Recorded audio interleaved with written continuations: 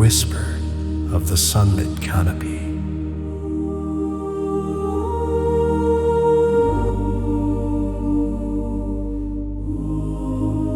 I, the vigorous night, deep within an ancient forest where the air bore the earthy musk of time itself. A storm had ravaged the night sky. Once a velvet tapestry of stars lay torn and frayed, celestial tears leaking through jagged ribs. Lightning had splintered the heavens and scarred the land below, leaving a sprawling arboreal graveyard in its fiery wake. But as the tempest receded, tranquility returned, the forest holding its breath in the gentle stillness before dawn. Lena stood amidst the chaos, her sightless eyes gazing into eternity. To her, the night had been a symphony of crashing branches and electric tension that pulsed through the earth. Her fingers brushed the air, feeling the energy dissipate, leaving only echoes and charred memories. Despite her lack of vision, the world spoke to her. It sang in the whispers of leaves, in the murmurs of streams, in the heartbeats of hidden creatures. This dance of life was her guide, her soul a beacon. It drew her through the night to a fallen spirit hidden amongst the trees.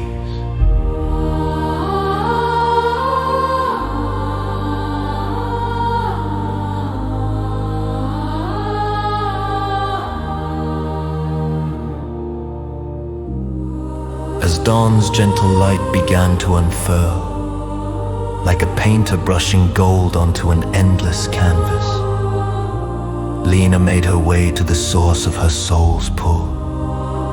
A figure lay crumpled among the remnants of shattered trunks, her sobs a low keening that harmonized with the morning bird song. Lena knelt beside the young woman clothed in shadows and pain, her hand stretched out, finding warmth and a pulse through the layers of nightfall grief. "Hush now," Lena whispered, her voice a soft balm. "The light is near, and it brings hope." Her words hung in the air, mingling with the rising mist, wrapping both women in a cocoon of nascent brightness.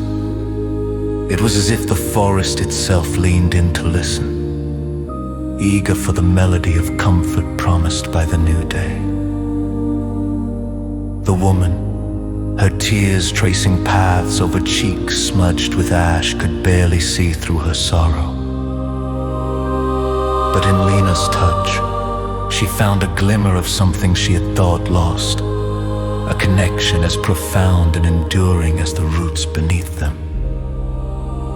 Beneath the canopy's grace, together they sat, Lena and the sorrow-burdened stranger cradled by morning's embrace. The sun had risen higher, bathing the forest in a soft glow that kissed the charred wood with the promise of rebirth.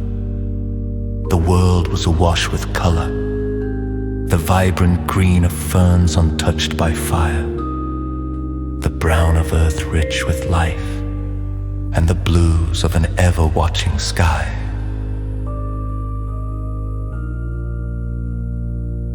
The stranger spoke, her voice a fragile thing. "I thought I would break, that I was alone in this ruin." Her words trembled like leaves caught in a passing breeze. Lena nodded, though she could not see the devastation.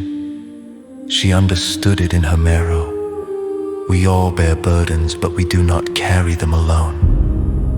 This place, it will heal, and so will you. She reached up, feeling the warmth of the sun spill through her fingers. "You just need to let the light in." Her words, imbued with an ancient wisdom, hung in the air, transforming the moment, and slowly the woman lifted her head, feeling the sun's gentle caress, for the first time seeing not the ashes, but the seeds of new beginnings.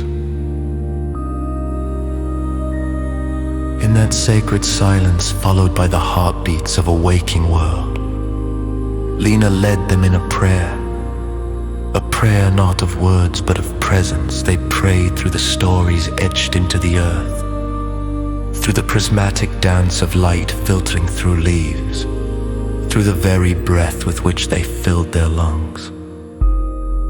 It was a requiem for what had been, and an ode to what would be. A symphony of hope played on the strings of dawn's light, echoing through the forest the woman's heart. Once heavier storm clouds began to rise, buoyed by the realization that the end of night was not darkness but light.